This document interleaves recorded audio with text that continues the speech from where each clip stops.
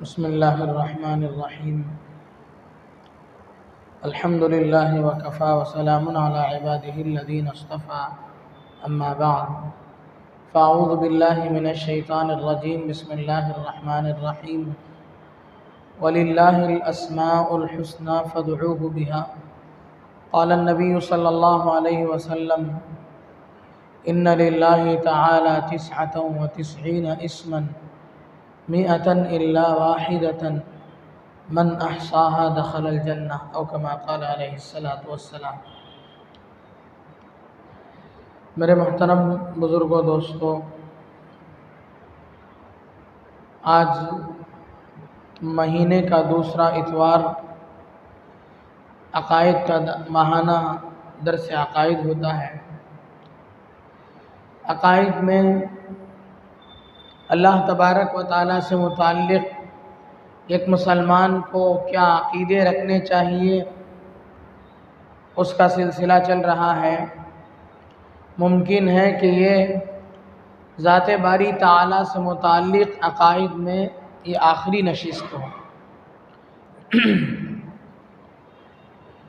آج کی مجلس میں ہم لوگ دو باتوں کو سمجھیں گے: اللہ کے اسماء اور اس کے صفات۔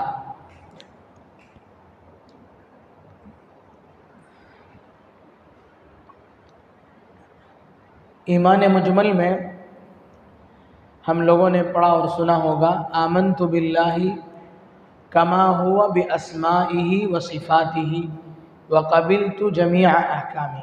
ایمان لایا میں اللہ پر جیسا کہ وہ ہے اپنے ناموں اور صفات کے ساتھ، اور اللہ کے تمام احکام کو میں نے قبول کیا۔ یہ اللہ پر اجمالی ایمان، اللہ کی ایمانیات کا اجمال اور خلاصہ۔ اللہ کے تمام ناموں پر میں ایمان لاتا ہوں اور اس کے صفات پر ایمان لاتا ہوں، اور اللہ کے تمام احکام کو میں قبول کرتا ہوں۔ ایمان مجمل۔ اللہ کے اسماء، اللہ کے نام۔ اسماء اسمن کی جمع ہے، اسمن کہتے ہیں نام کو۔ اللہ کے نام، اللہ کا ذاتی نام تو اللہ ہے، اللہ کے صفاتی نام بے شمار ہیں۔ اللہ کے اوصاف کو رکھ کر کے نام۔ اللہ تبارک و تعالی پیدا کرنے والے ہیں، اس لیے اللہ کا نام خالق ہے۔ روزی دینے والے ہیں، اس لیے رزاق ہے۔ ساری باتوں کو جاننے والے ہیں، اس لیے عالم الغیب والشہادہ ہیں۔ تو اللہ کے ایک ایک اوصاف کو رکھ کر کے نام ہیں، لیکن اللہ کے جو اسماء ہیں ان اسماء کا حکم یہ ہے کہ وہ سارے کے سارے توقیفی ہیں، یعنی اللہ کے ساتھ وہی صفاتی نام ہم استعمال کر سکتے ہیں جو قرآن اور حدیث میں وارد ہیں۔ وہ کتنے ہیں؟ وہ بہت سارے ہیں۔ 99 نام، وہ صرف 99 نام ہی نہیں ہے بلکہ اس کے علاوہ نام بھی ہیں، جیسے مشہور ہے حنان، منان، دیان۔ یہ نام بھی اللہ کے نام ہیں، لیکن وہ جو اسماء الحسنہ 99 اللہ کے صفاتی نام جو بیان کیے جاتے ہیں اس میں یہ نام نہیں ہے۔ اس کے علاوہ بھی ایک حدیث ہے، مسند احمد میں ایک حدیث ہے، عبداللہ ابن مسعود رضی اللہ عنہ روایت کرتے ہیں، اللہ کے نبی صلی اللہ علیہ وسلم نے فرمایا، آپ نے ایک دعا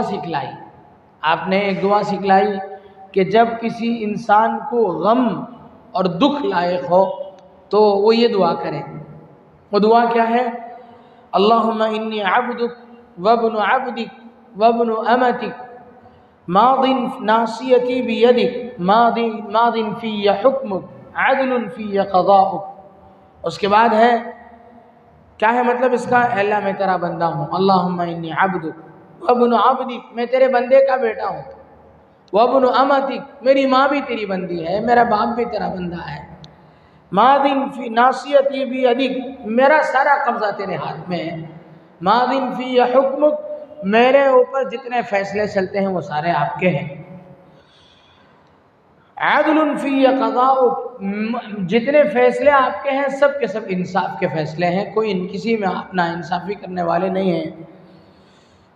اس کے بعد دعا کے جو جملے ہیں وہ یہ ہے، اسألک بکل اسم هو لک، میں سوال کرتا ہوں آپ سے اس نام سے جو آپ نے اپنے لیے رکھا، هو لک سمیت به نفسک، آپ نے اپنے لیے جو نام رکھ لیا ہے، او علمتہ احدا من خلقک، یا آپ نے کوئی ایسا نام ہو آپ کا جس کو آپ نے کسی کو بتلایا ہو اپنے مخلوق میں سے، اس نام کے ذریعے سے میں سوال کرتا ہوں آپ سے، او انزلتہ فی کتابک، یا آپ کی جتنی کتابیں ہیں اے اللہ، آپ کی جتنی کتابیں آپ نے نازل فرمائی ہیں ان کتابوں میں آپ نے جو اپنا جو نام بیان کیا ہے ان ناموں کی برکت سے میں سوال کرتا ہوں، او استأثرت به فی علم الغیب عندک، یا آپ نے اپنے علم غیب میں کوئی ایسا نام آپ کا ہو جسے آپ نے اپنے علم غیب میں چھپائے رکھا ہو، اس نام کی برکت سے میں سوال کرتا ہوں۔ کس چیز کا سوال کرتا ہوں؟ ان تجعل القرآن ربیع قلبی، کہ قرآن کو میرے سینے کے لیے بہار بنا دیجئے، میرے دل کے لیے، ونور صدری، میرے سینے کا نور بنا دیجئے، اور آگے وجلاء حزنی وذهاب ہمی، میرے غم اور میرے دکھ اور درد کے دور ہونے کا ذریعہ بنا دیجئے قرآن کو۔ یہ دعا، اس میں اللہ کے نبی صلی اللہ علیہ وسلم نے اس دعا میں جو تذکرہ فرمایا ہے کہ یا اللہ آپ نے جو نام اپنے لیے رکھا ہے یا کسی مخلوق کو آپ نے بتایا ہے یا آپ نے کسی اپنی کتاب میں نازل فرمائی ہے یا اپنے علم غیب میں کوئی ایسا نام بھی ہو سکتا ہے آپ کا جسے آپ نے چھپائے رکھا ہو، تو اس اعتبار سے تو بہت سارے نام ہو گئے۔ علامہ ابن تیمیہ رحمۃ اللہ علیہ کہتے ہیں کہ اس حدیث کے ذریعے سے یہ معلوم ہوا کہ اللہ کے نام صرف 99 پر منحصر نہیں ہے، ڈیپینڈ نہیں، یعنی صرف 99 نام ہی ہے ایسا نہیں ہے، اور بھی اللہ کے نام ہیں، اس حدیث سے معلوم ہوا۔ علامہ نووی رحمۃ اللہ علیہ شرح مسلم میں لکھتے ہیں کہ اس حدیث کے ذریعے سے ہمیں معلوم ہوتا ہے کہ اللہ تبارک و تعالیٰ نے بہت سارے نام اپنے ایسے بھی رکھے ہیں جو جن ناموں کے ذریعے سے ہم اللہ کو پکار سکتے ہیں۔ اللہ کے یہی نام 99 نام ہی کہنا، انہی نام کو یہ سمجھ لینا کہ ان کے علاوہ کوئی نام نہیں ہے، یہ غلط ہے۔ علامہ نووی رحمۃ اللہ علیہ فرماتے ہیں کہ اس بات میں تمام علماء کرام کا اتفاق ہے کہ اسماء حسنہ میں حدیث کے بارے میں حد بندی نہیں ہے، بس ایک حدیث ہے جس میں 99 نام یاد کرنے کی فضیلت بیان کی گئی۔ کیا حدیث ہے وہ؟ ان للہ تعالی 99 اسما، بے شک اللہ تبارک و تعالیٰ کے 99 نام ہیں، 99 یعنی ایک کم 100 نام ہیں، 100 الا واحدۃ من احصاها دخل الجنہ، جو بندہ 99 ناموں کو یاد کر لے گا اللہ تعالیٰ اسے جنت میں داخل کریں گے۔ ایک فضیلت کے لیے 99 نام کو بتلایا گیا ہے کہ 99 نام اللہ کے ہیں، ان کو جو بندہ یاد کرے گا۔ اس کی مثال ایسے سمجھے جیسے کوئی آدمی کہے کہ میرے پاس 1000 روپے ہیں اور صدقے کے لیے، اس کا مطلب یہ نہیں ہوا کہ اس کے پاس صدقے کے لیے جو 1000 روپے ہیں اس کے علاوہ اس کے پاس کوئی پیسہ ہی نہیں ہے، ایسا تو مطلب نہیں ہے۔ اس نے صدقے کے لیے جو رقم الاٹ کی ہے وہ 1000 روپے ہیں۔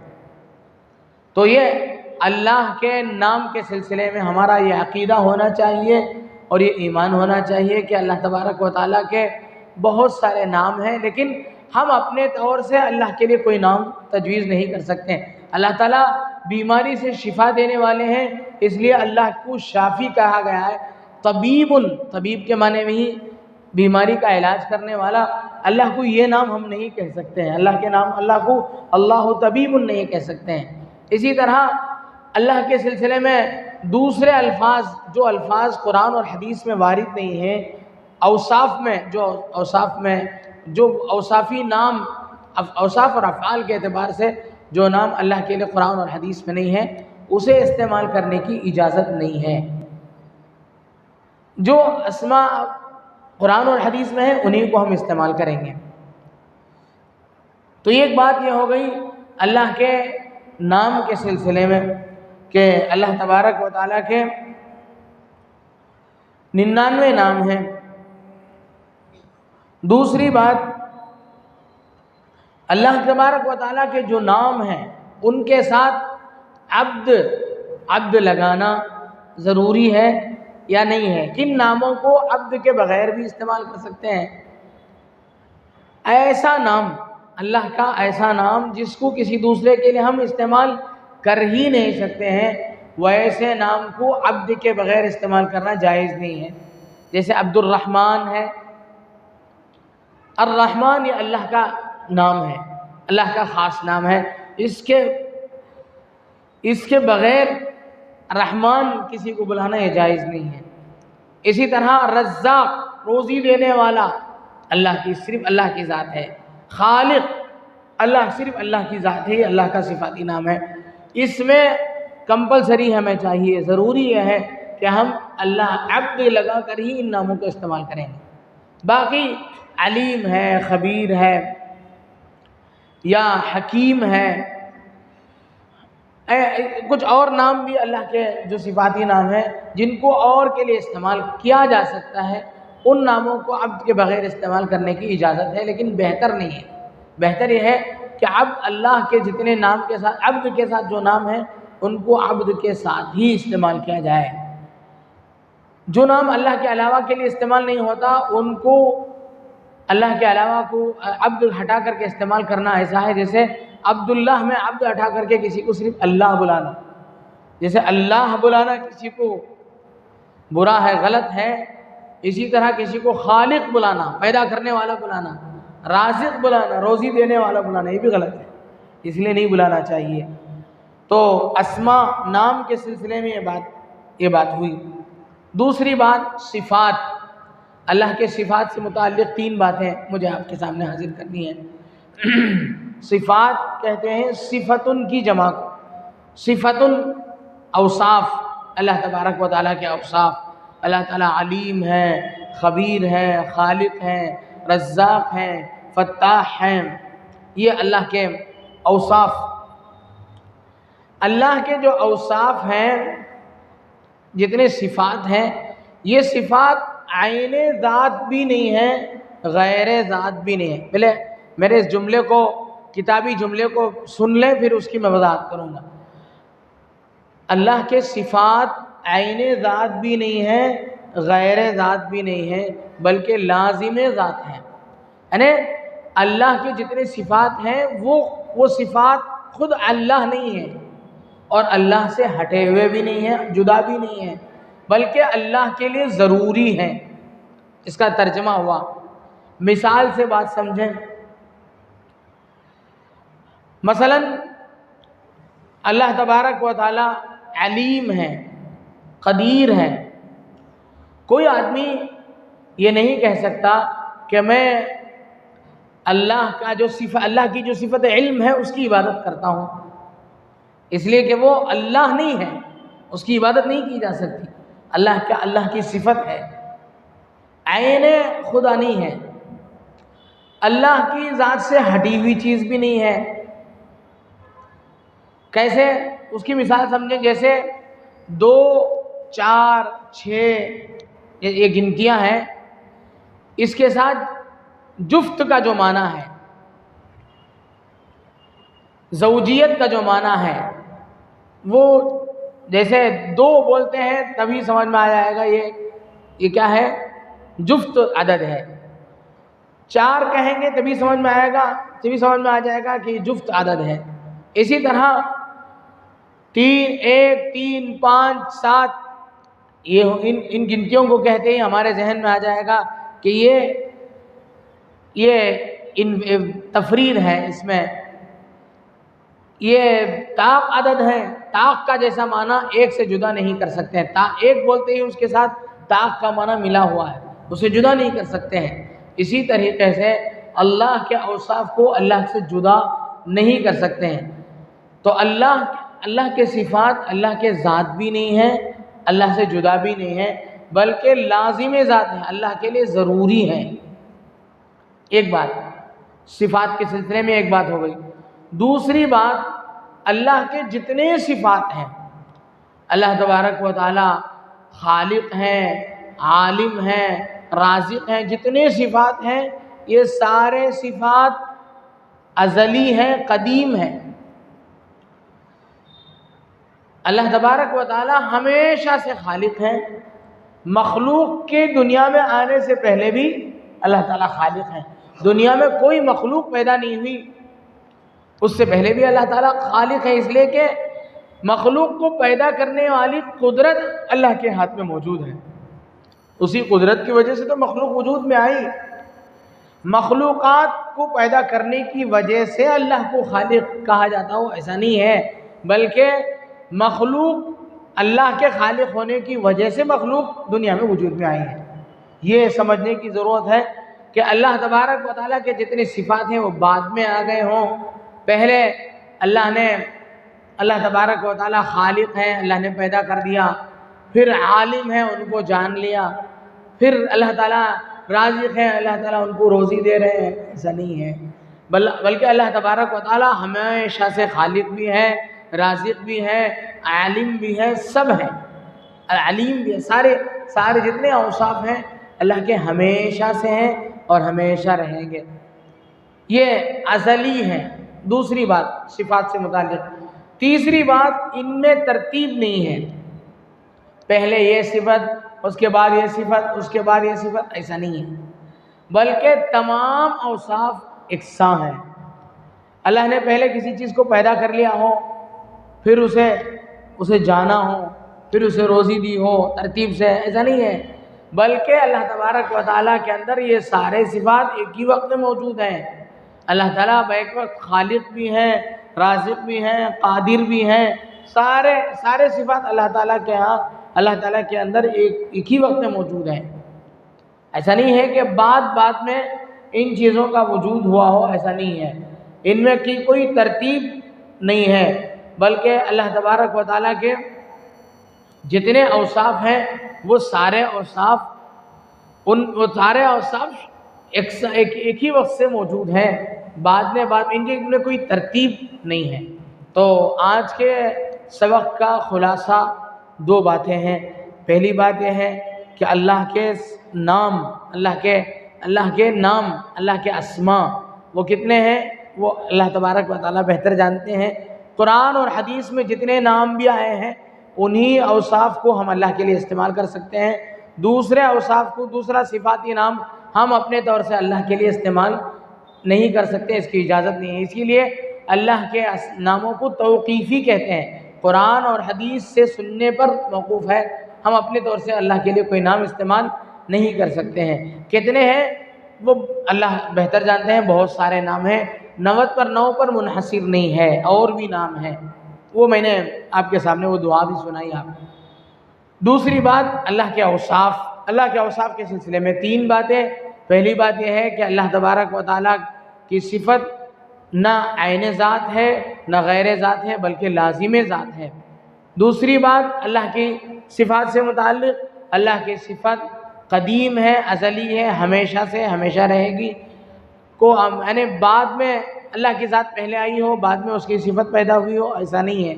اسی طرح اللہ کے اوصاف میں ایک دوسرے اوصاف میں ترتیب نہیں ہے، پہلے اللہ قادر ہوئے، پھر اللہ خالق ہوئے، پھر اللہ عالم ہوئے، پھر اللہ رزاق ہوئے، ایسا نہیں ہے، بلکہ اللہ تبارک و تعالیٰ شروع سے ہی، ازل سے ہی اللہ تبارک و تعالیٰ کے تمام اوصاف اللہ کے ساتھ ہیں۔ یہ اللہ سے متعلق عقائد کا سلسلہ جتنا، اور بھی بہت ساری باتیں ہیں، یہاں سے اللہ سے متعلق عقیدے ہمیں کیا رکھنے چاہیے، وہ یہاں سے آج سے اس کا سلسلہ ختم ہے۔ ایمان مفصل میں 7 باتیں بیان کی گئی۔ آمنت باللہ، ایمان لایا میں اللہ پر، وملائکتہ اور فرشتوں پر، وکتبہ اور اللہ کی کتابوں پر، ورسلہ اور اللہ کے رسولوں پر، والیوم الآخر اور قیامت کے دن پر والقدر خیرہ و شرہ من اللہ تعالی، اور اس بات پر میں ایمان لایا کہ اچھا یا برا جو بھی مقدر ہے وہ اللہ کی طرف سے ہے، والبعث بعد الموت، اور انسان کو موت کے بعد اللہ تبارک و تعالیٰ کے ہاں جمع ہونا ہے، حاضر ہونا ہے۔ یہ 7 عقیدے ہیں، ان میں سے پہلا چیپٹر آج سے ختم ہے۔ اس کے بعد انشاءاللہ عقائد کے بیان میں ہم بات کریں گے وملائکتہ پر، فرشتوں سے متعلق عقائد کیا ہونے چاہیے، ایک مسلمان کو فرشتے سے متعلق کیا عقیدہ رکھنا چاہیے، فرشتے کون ہیں، کیا ہیں، کتنے ہیں، ان کی کیا تعداد ہے، ان کے کیا کام ہیں، وہ ساری تفصیلات انشاءاللہ اگلی مجلسوں میں ہمارے سامنے آئیں گی۔ اللہ تبارک و تعالیٰ سے دعا ہے کہ اللہ تبارک و تعالیٰ ہمیں اپنے عقائد کی، اپنی ایمانیات کی حفاظت کرنے کی توفیق نصیب فرمائے۔ آمین۔ وآخر دعوانا الحمدللہ رب العالمین۔